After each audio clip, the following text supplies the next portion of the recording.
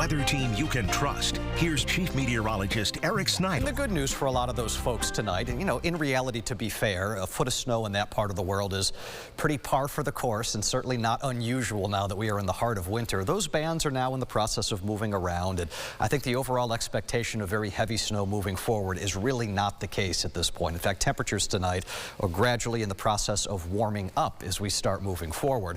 So there's your lake effect snow band, and there is still some snow, to be fair, in there. Very narrow corridor here, but you got some moderate bursts in the Buffalo area, maybe some locally heavier stuff as you go toward Akron. That band slides into the northwest side of Genesee County. It's going to be in the process of diving a little bit more farther off to the south and then bumping northward again. So a lot of those places south of Buffalo, they're not going to end up getting much more in the way of that white stuff. Even though radar insinuates that snowflakes are not flying all the way to northwest of Monroe County, I'd be willing to bet they are. You're just not going to be able to pick them up on radar. But even there, we're talking about no more than a dusting. That's not going to be the biggest deal. Where the headlines are still alive and where very heavy snow is still expected into the overnight will be the Tug Hill toward Watertown. This is where the band is alive and well with multiple inch-an-hour snowfall rates. But that is a good ways removed from us in and around the Rochester area. None of that is going to end up affecting us. And we've got a quick-hitting weather maker off to our west that will spread some snow showers back in place probably by the afternoon tomorrow. That alongside some of the milder air that is getting ready to push its way on in.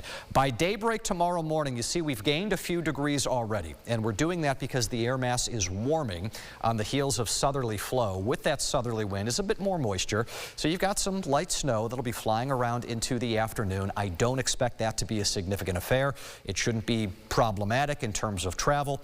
A few more showers and squalls of some snowfall as we go into Wednesday evening and Wednesday night. Thursday is going to be more of our prep day around here. I think by the afternoon you get close to 30 degrees, but all of a sudden late day Thursday into Friday you can see the Arctic air is now starting to advance. I think our in-house model is way too low, too fast with temperatures here by 7 p.m. suggesting it is 5 in Rochester. Look, we're going to get there. We're probably going to be close to 0 as we head into Saturday morning, but it's going to take a little bit more time to do that. Additional snowfall from here through the Rochester area tomorrow. No more than a dusting to maybe an inch or two. Where that band persists off to our west, you can get another couple of inches of fluffy accumulation, but again, the bigger ticket stuff, half a foot to a foot plus, is going to be limited toward the Tug Hill.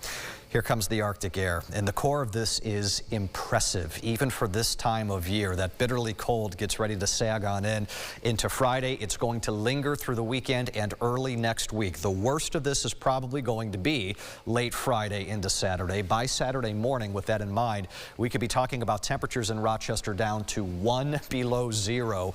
And look at how low the other numbers go farther off to the north and northwest.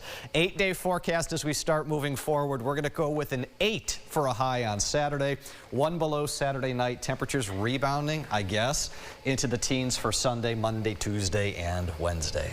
I bet you and a lot of folks can stop telling me that the winters have been